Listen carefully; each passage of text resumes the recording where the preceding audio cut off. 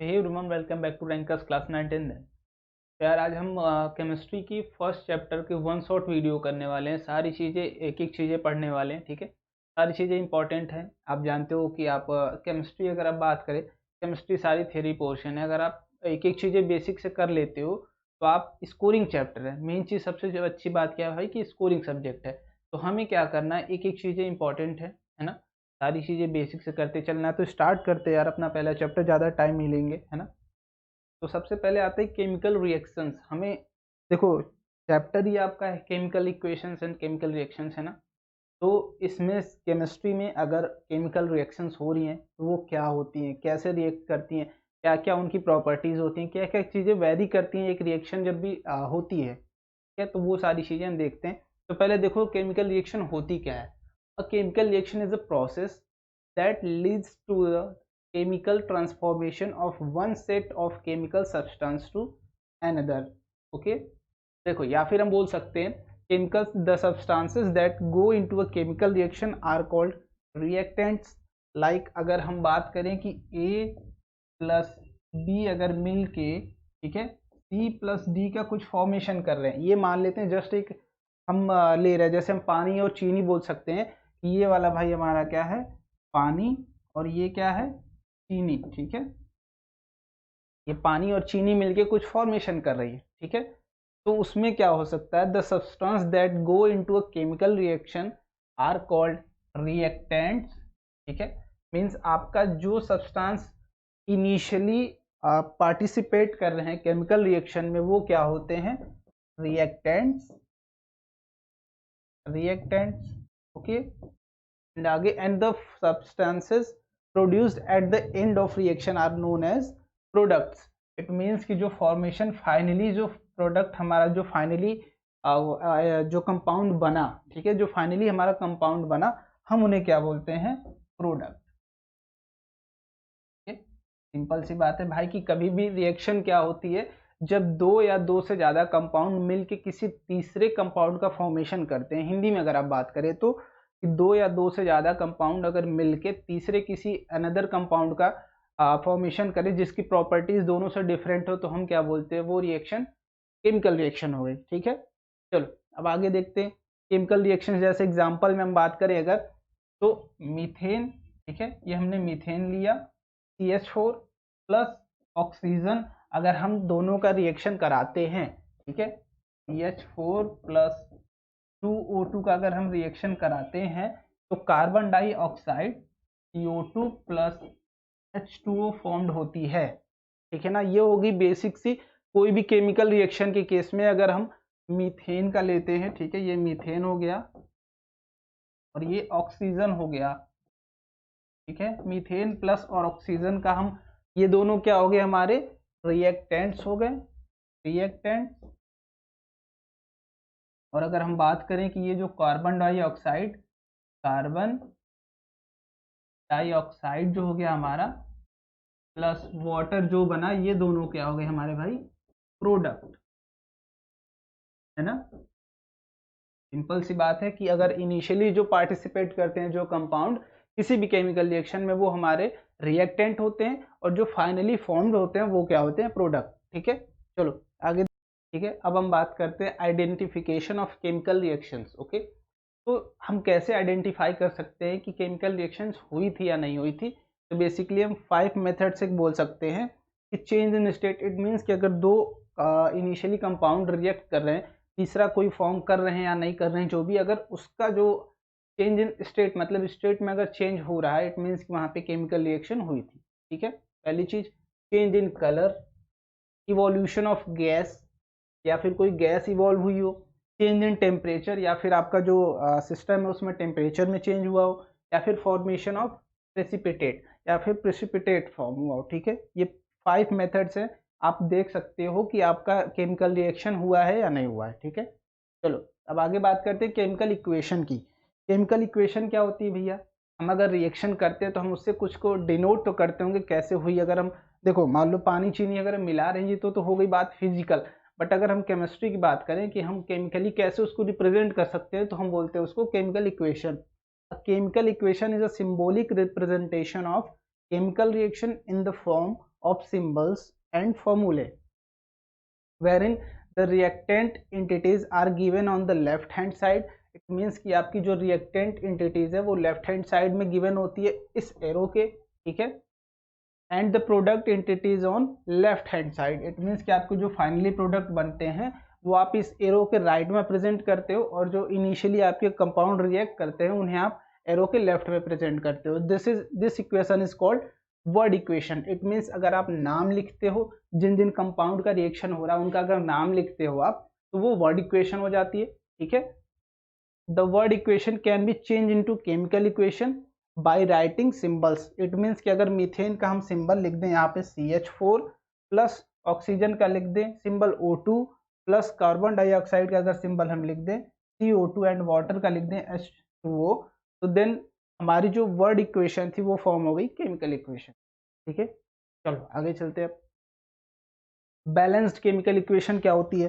Balanced chemical equation देखो, chemically हमने जैसे लिख दिया, मान लो मैंने लिख दिया कि वाटर, ठीक है, वाटर, यहाँ पे हमने देखा कि वाटर का फॉर्मेशन हो रहा था प्लस CO2 का. अगर हम मीथेन प्लस ऑक्सीजन का हम अगर रिएक्शन करा रहे थे, वाटर प्लस कार्बन डाइऑक्साइड का फॉर्मेशन हो रहा था, है ना.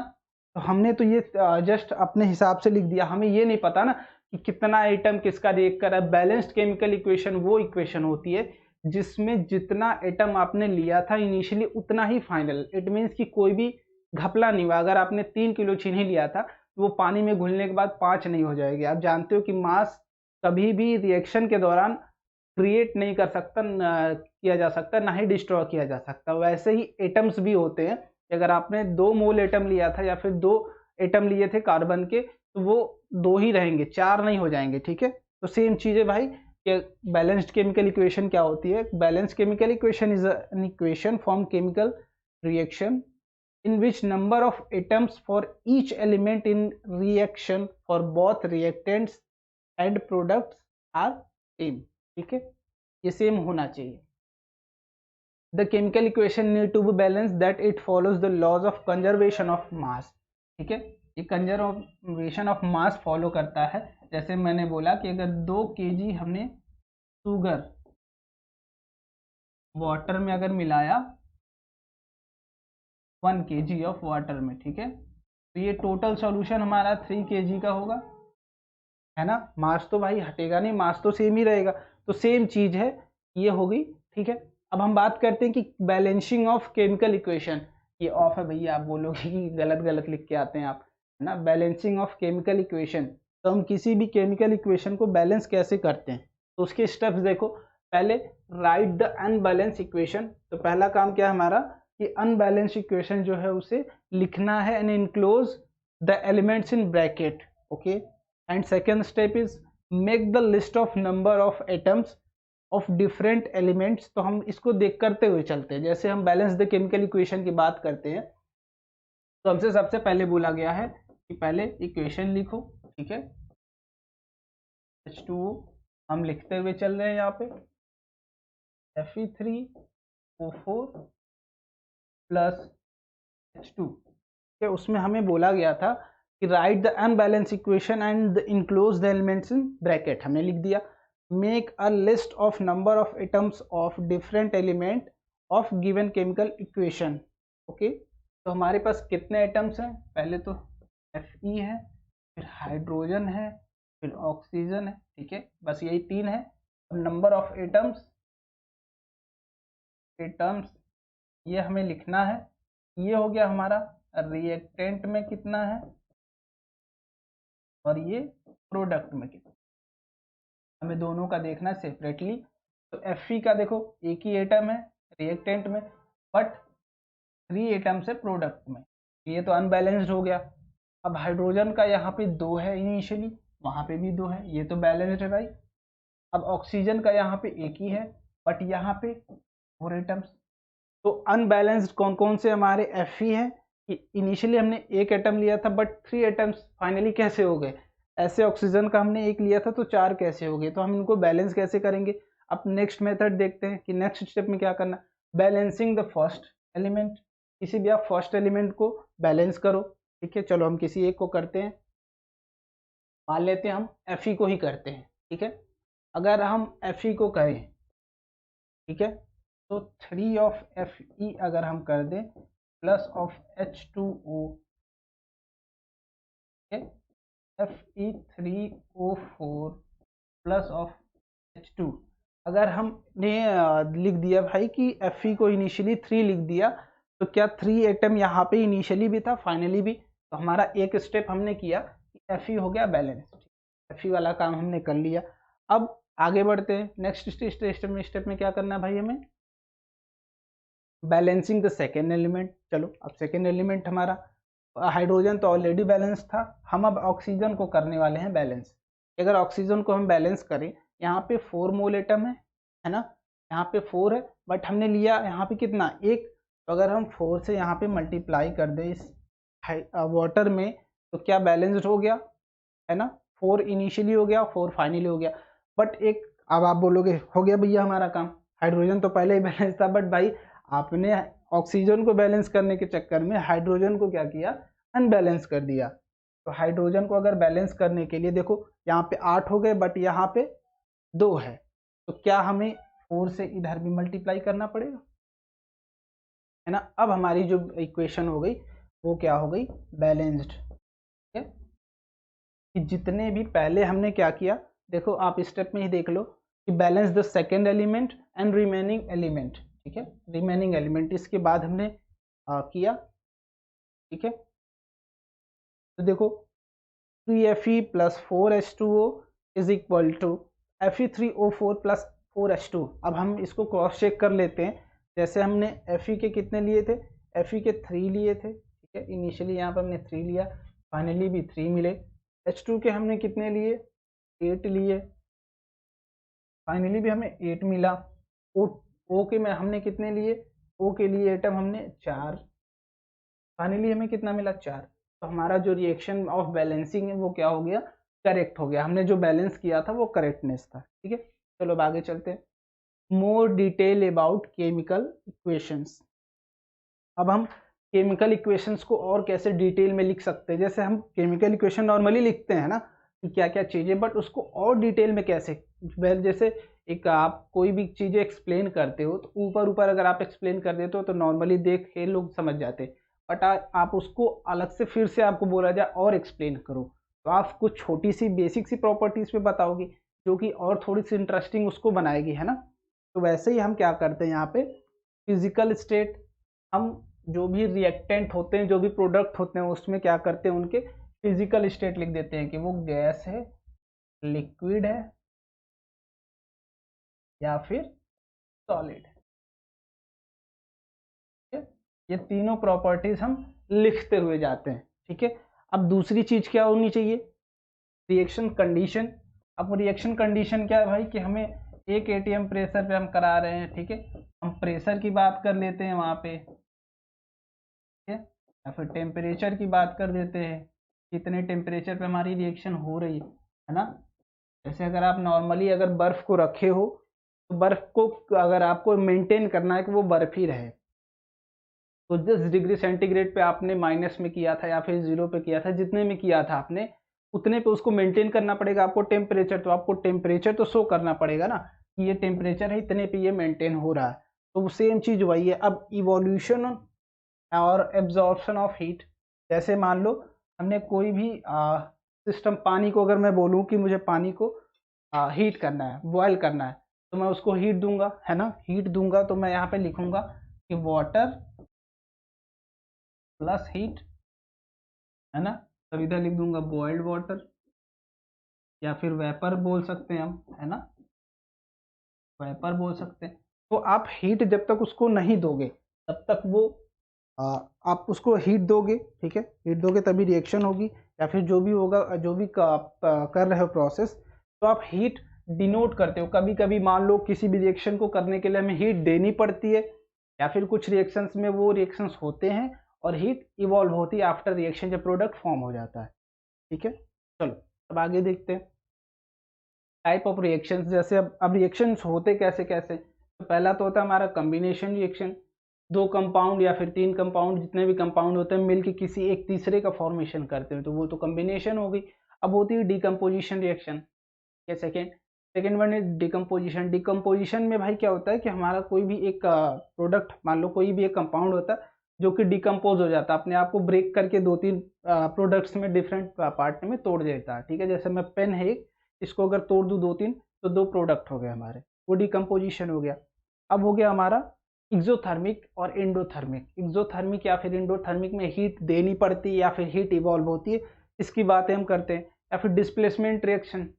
डिस्प्लेसमेंट में जैसे ये मेरा ये वाला ब्लैक वाला पेन है, ये वाइट वाला, अब ये कुछ अपना कंपाउंड लेके बैठा, किसी अपने साथ किसी योग के लेके बैठा, ये आया इसके साथ वाले को छीन लिया, इसको बाहर फेंक दिया, तो वो हो गई displacement reaction. Oxidation and reaction, electron transfer होगा, ऑक्सीजन जुड़ेगा या फिर ऑक्सीजन निकलेगा, हाइड्रोजन जुड़ेगा या फिर हाइड्रोजन निकलेगा, ये होती है ऑक्सीडेशन और रिडक्शन, ठीक है। चलो आगे देखते हैं। अब सबसे पहले बात करते हैं कम्बिनेशन रिएक्शन की।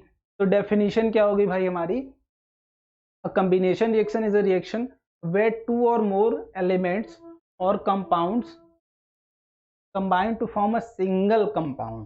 तो ये थोड़ा सा इंपॉर्टेंट है आपके लिए, सिंगल कंपाउंड, इट मीन्स कि दो कंपाउंड ए एंड बी मिलके क्या फॉर्म कर रहे हैं, ए प्लस बी, ये कुछ एक कंपाउंड है, सिंगल कंपाउंड, ठीक है। एग्जाम्पल के तौर पे हम देख सकते हैं कि CaO calcium oxide plus H2O form कर रहे हैं कैल्शियम हाइड्रोक्साइड का, ठीक है। ये हो गया हमारा कॉम्बिनेशन रिएक्शन की दो कंपाउंड, दो रिएक्टेंट हमारे यहाँ पे हैं, दोनों मिलके एक सिंगल प्रोडक्ट का फॉर्मेशन कर, ये सिंपल सी बात है। डिकम्पोजिशन रिएक्शन, अब डेफिनेशन की बात करते हैं हम। A decomposition reaction is a type of chemical reaction in which a single compound breaks into two or more elements or new compound, ठीक है। जैसे ए प्लस ए बी मान लेते हैं, कोई एक कंपाउंड था, क्या ये ब्रेक हुआ किसमें, ए प्लस बी में, या फिर सी भी बोल सकते हो, मतलब डिफरेंट कंपाउंड में वो ब्रेक हो जाता है, ठीक है। These reactions often involve an energy source such as heat. ये रिएक्शंस कैसे होते हैं, इनको हमें हीट देना पड़ता है, लाइट या फिर electricity that breaks apart the bond of compounds, ठीक है। ये कैल्शियम कार्बोनेट है, ठीक है, CaCO3 में कैल्शियम ऑक्साइड और कार्बन डाइऑक्साइड में ब्रेक हो जाता है। तो इसके दो टाइप्स होते हैं, पहला एक कंबशन रिएक्शन, कंबशन रिएक्शन, ठीक है, जिसमें हीट हमारी इन्वॉल्व होती है, और एक होता है इलेक्ट्रोलिसिस। इलेक्ट्रोलिसिस जिसमें हमें ब्रेक करने के लिए क्या देना पड़ता है, इलेक्ट्रिसिटी। जैसे अगर हम वाटर में इलेक्ट्रिसिटी अगर हम पास करते हैं, तो वो हाइड्रोजन और ऑक्सीजन में ब्रेक हो जाती है, सिंपल सी चीज़ है, आप नोट डाउन कर लेना।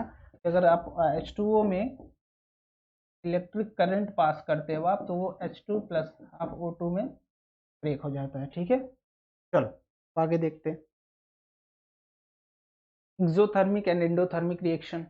एक्सोथर्मिक और एंडोथर्मिक की अगर बात करें, exothermic reaction absorbs energy from the surrounding. It means कि एंडोथर्मिक क्या होते हैं, जो कि सराउंडिंग से एनर्जी एब्जॉर्ब करते हैं, ठीक है, देन वो फॉर्म करते हैं नए प्रोडक्ट का, that is in form of heat. On other hand an exothermic reaction releases energy into surrounding of system. चलो अब देखते हैं हम एंडोथर्मिक क्या होते हैं। एंडोथर्मिक, जैसे हमने NH4Cl लिया, NH4Cl, अब इसको हम हीट अगर दे रहे हैं, ठीक है, हीट अगर हम पास कर रहे हैं, then it will break into ammonia plus HCl, hydrochloric acid.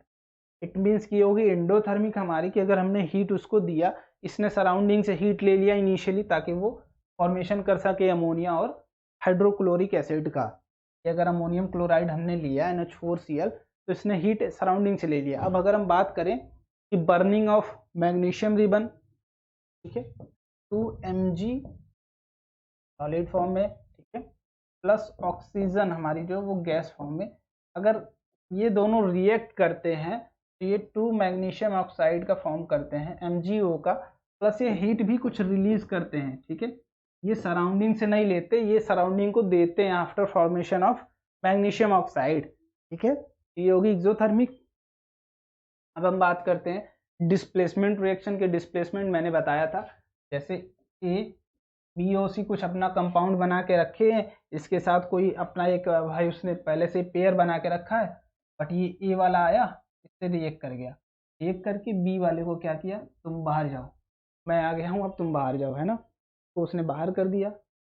ये होगी डिस्प्लेसमेंट रिएक्शन की, मैं अगर आप कोई काम कर रहे हो मैं आपको हटा दूं तो आप डिस्प्लेस हो गए, है ना, तो वही सेम चीज होगी डिस्प्लेसमेंट। डेफिनेशन क्या होगी, the type of reaction in which part of one reactant is displaced by another reactant in car is called displacement reaction. It is also called a replacement reaction. Okay? तो आप note out कर लो, it is also called a replacement reaction. आगे हम बात करते हैं oxidation and reaction reduction. तो oxidation क्या होता है, the process in which oxygen is added to substance, process जिसमें ऑक्सीजन किसी सब्सटेंस में ऐड किया जाए, जैसे 2Cu अगर हम बात करें, इसमें अगर हम ऑक्सीजन ऐड कर देते हैं तो ये कॉपर ऑक्साइड बना लेता है, ठीक है। तो ये हो गया कि किसी प्रोसेस में अगर हम ऑक्सीजन ऐड कर रहे हैं तो इट मीन्स वो ऑक्सीडेशन हो गई। The process in which hydrogen is removed, ठीक है, the process in which hydrogen is removed from the substance. अब इसके लिए बात करें तो हमने लिया क्या, हाइड्रोजन सल्फाइड, दूसरा बात है भाई कि H2S हमने लिया प्लस ऑक्सीजन इसमें ऐड किया, तो यहाँ पे रिमूव क्या हो गया, सल्फर यहाँ पे बचा, टू एटम बचे सल्फर के प्लस 2H2O। यहाँ पे ऑक्सीजन का भी आपने एडिशन किया बट हाइड्रोजन भी रिमूव हो गया सल्फर से, है ना, तो इसका एग्जाम्पल ये हो गया।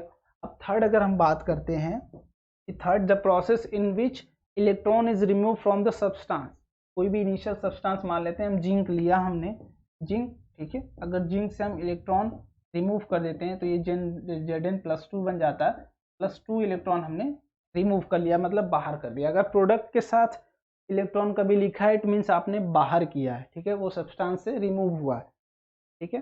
चलो अब बात करते हैं रिडक्शन की। तो reduction the process in which hydrogen is added to the substance, hydrogen substance में ऐड हो रहा है, ठीक है। जैसे अगर हम बात करें 2Na हमने लिया प्लस H2 अगर हमने कराया तो 2NaH बना, ये सोडियम हाइड्राइड बन गया। यहाँ पर अगर सोडियम और हाइड्रोजन का हम रिएक्शन करा रहे हैं, सोडियम हाइड्राइड मतलब हमारा जो सोडियम में हाइड्रोजन का एडिशन हो गया। The process in which oxygen is removed, oxygen is removed from the substance, तो ये भी इसका भी एग्जांपल देख लो, 2KClO3 अगर हमने इस पे हीट दिया, ठीक है, तो 2KCl प्लस 3 ऑफ O2 बनाइए गैसेस फॉर्म में। पोटेशियम क्लोरेट हमने लिया था, पोटेशियम क्लोराइड और ऑक्सीजन का फॉर्मेशन हो गया, इट मीन्स ऑक्सीजन क्या हो गया हमारा, रिमूव्ड, ठीक है। The process in which electron is added to the substance. अब सेम चीज को हम रिवर्स कर लेते हैं, Zn2+ था, हमने 2 इलेक्ट्रॉन इसमें ऐड कर दिया तो वो क्या बन गया, जिंक, ठीक है, जिंक बन गया। हमने Zn2+ लिया और 2 इलेक्ट्रॉन ऐड कर दिया। अगर रिएक्टेंट साइड में लेफ्ट साइड में है इलेक्ट्रॉन लिखा हुआ तो इट मीन्स कि वो आपके सब्सटेंस में क्या किया जा रहा है, ऐड किया जा रहा है, ठीक है। ये छोटी सी चीज़ है आपको याद रखनी है। ऑक्सीडाइजिंग एजेंट क्या होते हैं, जो कि ऑक्सीडाइज कर दें रिएक्शन को, ठीक है, ऑक्सीडाइज कर दें, इलेक्ट्रॉन निकाल दें, या फिर और रिड्यूसिंग एजेंट क्या होते हैं, जो कि रिड्यूस कर दें कंपाउंड को, ठीक है। इलेक्ट्रॉन क्या कर दें, electron and reducing agent is an element or compound that loses an electron to an electron recipient oxidizing agent in a redox chemical reaction, ठीक है, जो कि ऑक्सीडाइज कर दें। इन अदर वर्ड्स अगर आप ऑक्सीडेशन की बात कर रहे हो तो oxidisation agent is a substance that has ability to oxidise other substances, या फिर आप बोल सकते हो in other words to accept their electrons, it means कि उनके इलेक्ट्रॉन क्या करता है, एक्सेप्ट कर लेता है, ये क्या करता है, दे देता है, सिंपल सी बात। रिडॉक्स रिएक्शन, अब यहाँ पे हम बात कर लेते हैं। रिडॉक्स रिएक्शंस वो रिएक्शंस होती है जिसमें ऑक्सीडेशन प्लस रिडक्शन साइमल्टेनियसली होता है, ये एक साथ दोनों होते हैं। अगर दोनों अलग अलग होते हैं तो ऑक्सीडेशन रिएक्शन एंड रिडक्शन होता है, बट अगर हम बात करें कि दोनों एक ही साथ हो रहे हैं, ठीक है, तो वो रिडक्शन होता है, रिडॉक्स रिएक्शन होती है। अब बात कर लेते हैं हम यहाँ पे जैसे हमने बात किया CuO प्लस H2, ठीक है, हमने हीट दिया कुछ, कॉपर प्लस H2O यहाँ पे फॉर्म हुआ। अब देखो रिडक्शन कहाँ पे हुआ, इसके पास कितने इलेक्ट्रॉन थे इनिशियली, देखो ऑक्सीजन रिमूव हो रहा है यहाँ से, ठीक है, ऑक्सीडेशन हो रहा है या फिर रिडक्शन हो रहा है, हम बात कर रहे हैं यहाँ पे कि ऑक्सीडेशन हो रहा है या फिर रिडक्शन हो रहा है। अगर कॉपर की बात करें तो कॉपर का तो रिडक्शन हो रहा है क्योंकि ऑक्सीजन वहां से हट जा रहा है ना, ऑक्सीजन वहां से हट जा रहा है तो वो क्या हो गया भाई, रिडक्शन, मतलब कॉपर का रिडक्शन हो गया। अगर हम बात करें हाइड्रोजन के केस की, हाइड्रोजन में तो ऑक्सीजन जुड़ गया तो ये क्या हो गया, ऑक्सीडेशन। अगर एक और एग्जांपल की बात करें हम तो MnO2 प्लस HCl4 का HCl बात करें तो MnCl2 plus Cl2 plus 2 of H2O बनता है। तो अगर मैग्नीशियम की बात करें इनिशियली इसके साथ ऑक्सीजन था बट फाइनली क्लोरीन हो गया,